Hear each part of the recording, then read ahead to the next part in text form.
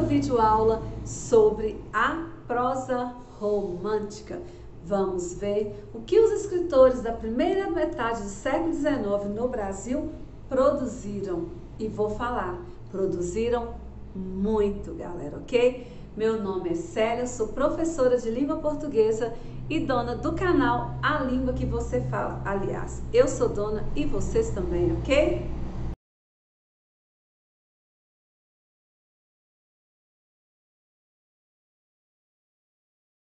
Bom, para falar de prosa romântica, nós temos que falar primeiro do romance, né? O que é o romance? É um gênero literário, narrativo, mas ele surgiu na Idade Média, né? Com o nome de romanço. E, na verdade, o romanço, ele era escrito em estrofe e verso, como se fosse a poesia. Os romances, eles surgiram para exaltar algum feito heróico, né? Narrava-se o feito deste herói sempre em verso e estrofe, né? No Brasil, o romance surgiu a partir da independência do Brasil em 1822, porque essa independência procurou-se definir o que seria a nação brasileira, o que seria o povo, a língua e a cultura brasileira. Então, o romance romântico, ele está muito ligado à formação do povo, da nação brasileira. O que os escritores românticos queriam? Eles queriam, né, construir uma sociedade, uma cultura brasileira autônoma, que não ficasse copiando romance, né, cultura da Europa.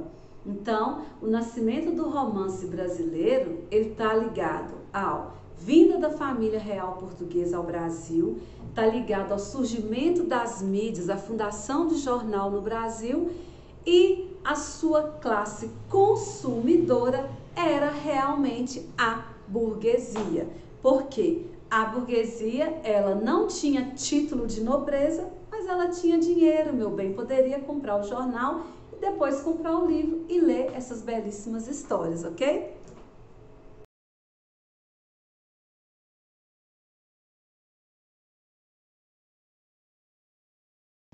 Bom, galera, dentre os tipos de prosa romântica, eu vou achar a prosa urbana. Nessa prosa urbana, eu vou achar muito melodrama. O que é isso? As histórias são recheadas, né, de drama, porque o mocinho vai viver eternas aventuras e a mocinha, ela vai se sentir assim muito triste com o amor, sem saber se seu amor é correspondido. Então eu vou ter aí um amor idealizado, a mulher também vai ter uma visão totalmente idealizada e o público-alvo, né? Quem mais consumia essas histórias eram as mulheres burguesas. A história da prosa urbana sempre passa no Rio de Janeiro e o que você acha nessas histórias da prosa urbana são os costumes da elite burguesa carioca. E aí eu vou ter, durante toda a história, o herói ou a heroína romântica enfrentando obstáculos o tempo todo até encontrar a felicidade no final da história, ok?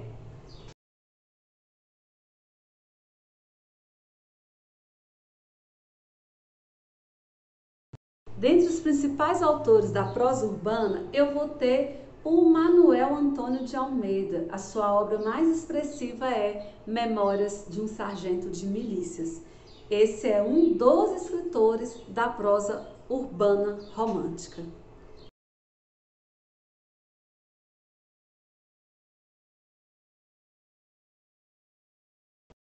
Outro autor muito famoso da prosa urbana romântica é o Joaquim Manuel de Macedo. Ele escreveu a Luneta Mágica, mas a sua obra mais expressiva é a Moreninha, de 1844. Essa obra ficou tão famosa que ela se tornou filme e depois se tornou uma novela, ok? É a história, né, de paixão da Carolina, que ela se apaixona pelo seu, né, o seu herói na infância E na fase adulta, eles descobrem, né, que aquelas crianças que juraram amor eterno, eles se encontraram na fase adulta. É bastante interessante este livro também.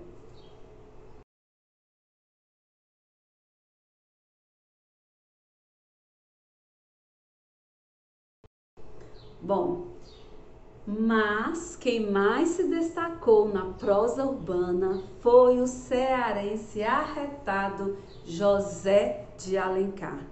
Dentre as obras famosas da prosa urbana, ele escreveu Lucila, né, que era a história de uma prostituta que não tinha alma nem coração de prostituta, né? Ela entrou no mundo da prostituição para salvar sua família. E eu vou ter um livro também bastante interessante, que é o livro Senhora, que conta a história, né, da Aurélia, que ela, se sentindo rejeitada pelo seu amado, ela acaba comprando ele, porque ele era pobre e ela que era a rica da história, ok?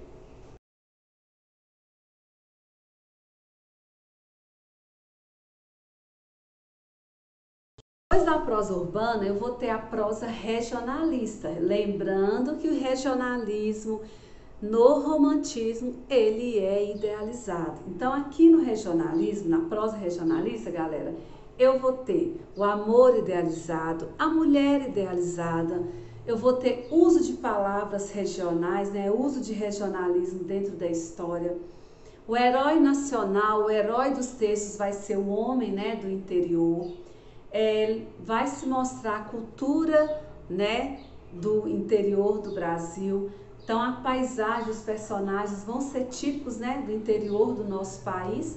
Então a história vai se acontecer muito na sociedade rural, mas é uma sociedade rural que também é patriarcal, também tem um homem ali, ó, como detentor, né, do poder, e que são valores bem diferentes dos pregados pela a burguesia que vive na cidade, ok? Então, se, né, na cidade eu vou ter o herói ou heroína que são burgueses, aqui o herói ele vai ser um homem rude que enfrenta dificuldades no espaço em que vive. Esse é o teor, né, das histórias da prosa regionalista romântica, ok?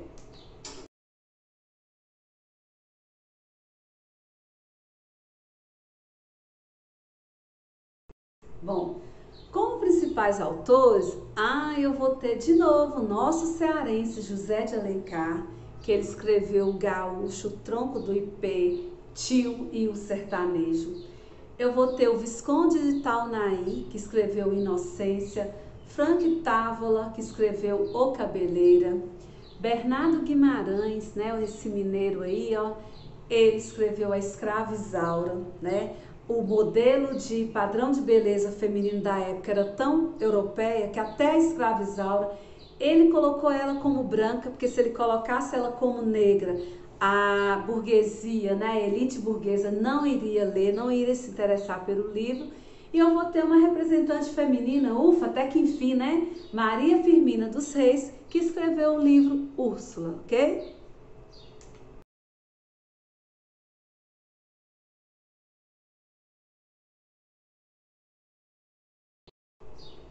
Bom, dentro da prosa histórica, eu vou ter também amor e mulher com a visão idealizada, mas eu vou ter também um caráter nacionalista na história, a história sempre exaltando a pátria. O tempo nessa narrativa é sempre o passado e sempre o tema dessas histórias da prosa histórica, como o nome diz, é um ou mais fato histórico que aconteceu no nosso país na primeira metade do século XIX. Então eu vou ter dentro da prosa histórica uma curiosidade, eu vou ter personagens históricos reais convivendo com personagens ficcionais, né?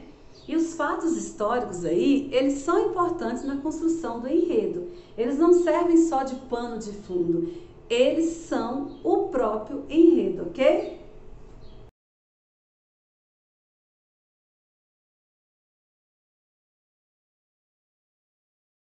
O principal representante dessa prosa histórica, ninguém nada menos do que José de Alencar. Aí ele escreveu As Minas de Prata, né? E ele escreveu A Guerra dos Mascates. Então, assim, o José de Alencar realmente é um dos grandes representantes da literatura romântica, um dos grandes representantes da literatura brasileira, ok? Teremos que render ao José de Alencar.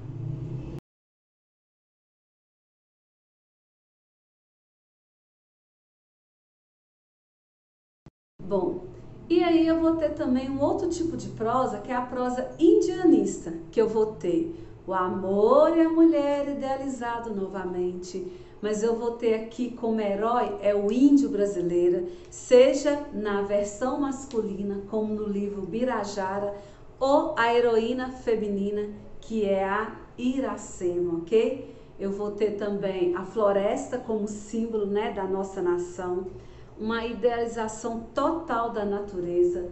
Eles vão reconstruir, né, o nosso passado histórico, com as características geográficas e culturais do nosso país.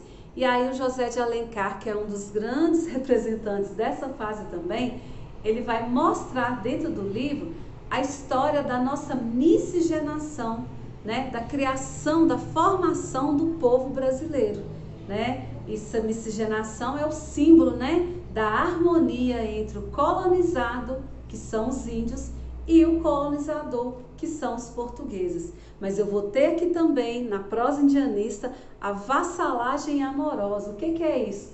O índio, ele se coloca aos pés do seu senhor ou da sua senhora, né? Lembrando lá do trovadorismo em que o homem se colocava aos pés da mulher amada. Então aqui eu vou ter tanto o índio como a índia se colocando aos pés do seu senhor, do dono do seu coração, ok?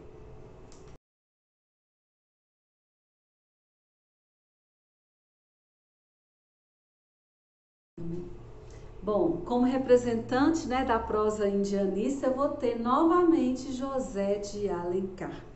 Ele escreveu, entre outras obras, o Guarani, que é a história do índio Peri, que enfrenta vários obstáculos, vários perigos para salvar a sua amada, né, Ceci, que na verdade é Cecília, que era dono da fazenda onde, né, perto das terras que ele morava.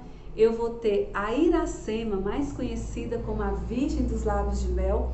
No livro Iracema, o José de Alencar, ele coloca, né, Iracema como anagrama de América. Então ele conta a história da Iracema para mostrar, na verdade, né, a história da Iracema, ela é, na verdade, a história da formação do continente americano.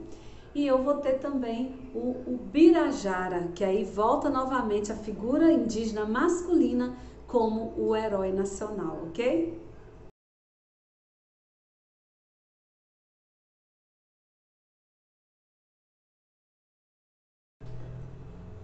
E aí nós temos qual o papel da mídia no século XIX para se ler, né? Para expandir essa produção literária dos poetas românticos brasileiros. Então, olha, só foi possível esses poetas, esses escritores produzir tantas obras no romantismo no Brasil por causa do surgimento dos jornais no Brasil. Então, a partir do século XIX, o jornal ele faz parte, né, da vida da burguesia brasileira, inclusive no Rio de Janeiro, principalmente no Rio de Janeiro. Então, assim, isso gerou uma forma desses artistas, desses escritores, mostrar seus textos para a sociedade. As prosa romântica, essas histórias, esses livros, antes de virar livro, eles eram escritos em capítulos nos jornais e assim eles eram publicados todos os dias. Eram jornais bem mais simples do que o que vocês conhecem hoje, no entanto, eles eram chamados até de folhetim. Então, eu chamo a prosa romântica brasileira de romance de folhetim, porque todas essas histórias escritas na primeira metade do século XIX, galera, eles foram escritos, publicados em jornais, em capítulos. E isso gerou o quê? Isso influenciou as telenovelas como vocês conhecem hoje. Era a única parte do jornal que garantia diversão e entretenimento. Outra coisa, as moças não era permitido ficar lendo sobre política, ficar entrando em política. Não, elas eram criadas para casar. Então, essa parte aí ficava para as donzelas em perigo, para a burguesia feminina, né? É que consumia, é que lia essa parte do jornal. Claro, depois do homem ler o jornal, a mulher tinha direito de ler depois do homem, ok? Então, essas histórias eram a garantia de diversão e entretenimento para a burguesia feminina da época, ok?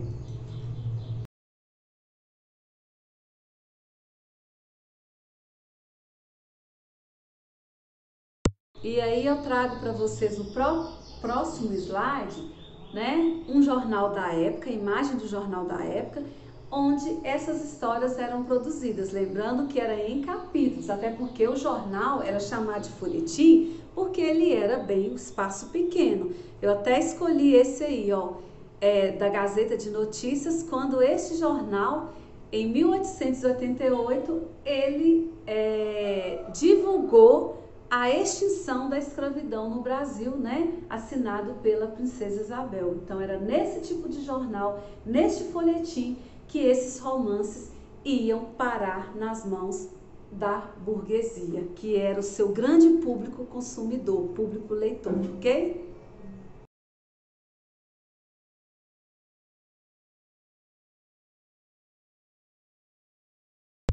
Bom, e aí no próximo slide eu trago para vocês as características. Para você produzir um romance romântico, galera, qual a estrutura que você tinha que seguir? Então tem lá na estrutura. As histórias todas, por mais diferentes que elas pareçam ser, elas têm uma estrutura comum. Por quê? Porque olha lá, começa a história, todo mundo vivendo em harmonia, seja em harmonia uns com os outros, seja em harmonia com a natureza. Aí há um fato que causa dessa desarmonia, que causa essa desavença, que muda a rotina de todo mundo, até voltar na harmonia final. Então a história de um romance romântico é o herói e a heroína romântica, eles começam felizes, eles sofrem, sofrem, sofrem, sofrem, até chegar no último capítulo, aonde a harmonia deles é estabelecida através do final feliz. Beleza? Então, assim é a estrutura de qualquer romance romântico, ok?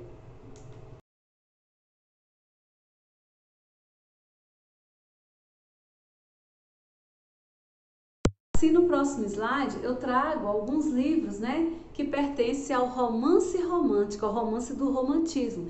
Entre eles eu tenho lá a Senhora, José de Alencar, Lucila, a Moreninha, o Cabeleira, o Sertanejo, Iracema, né, a Escrava Isaura, Inocência. Essas e outras são as famosas narrações do século XIX, primeira metade, que pertencem ao romantismo brasileiro, ok?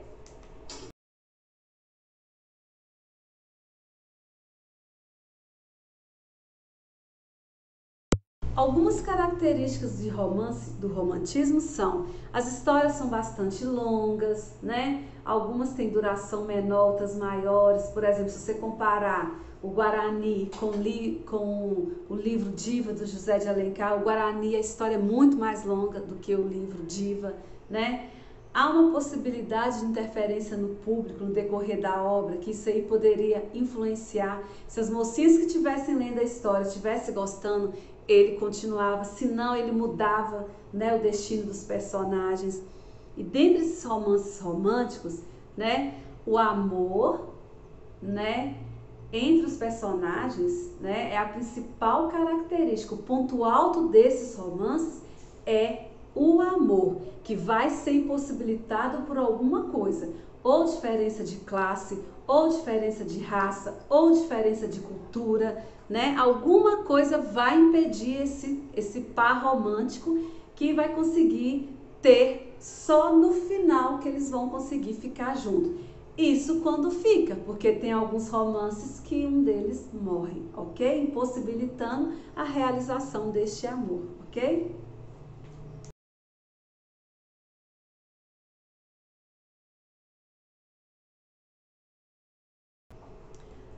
Bom, outra característica do romance romântico é o suspense, muito utilizado nas telenovelas de hoje, né? Então, esse suspense que há, né, sobre o personagem, né, como termina a história, é uma regra do romance. Há sempre suspense, que isso faz que garanta que a pessoa leia o romance do início até o final.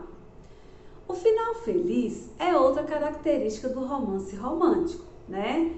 Ele é quase uma unanimidade entre os romances românticos, né? Os personagens, como eu já disse, eles começam muito bem, depois eles vão enfrentando obstáculo, enfrentando obstáculo em cima, até cansei. Aí chega no final e viveram felizes para sempre. A maioria deles é assim, ok?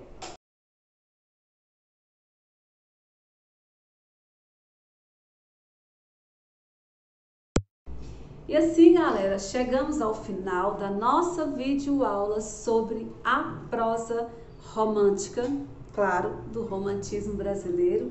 E eu trago para vocês, né, a pintura do Almeida Júnior de 1892, leitura para finalizar, porque ali representa uma moça da burguesia, né, que era representante desse público consumidor, né? Se bem os autores escreveram muito, é porque eles tinham um público consumidor muito grande de suas histórias, ok? E aí, para finalizar esta aula aqui sobre a prosa romântica, eu trago um pedacinho do poema de Álvares de Azevedo, que ele diz assim: não te rias de mim, meu anjo lindo, por ti as noites eu velei chorando, por ti nossos sonhos morrerei sorrindo. Por que eu trago Álvares de Azevedo? Porque essas histórias sempre têm muito drama, né? E o herói ou a heroína romântica, eles são capazes de morrer por causa do seu ser amado, ok? Tchau e até a próxima!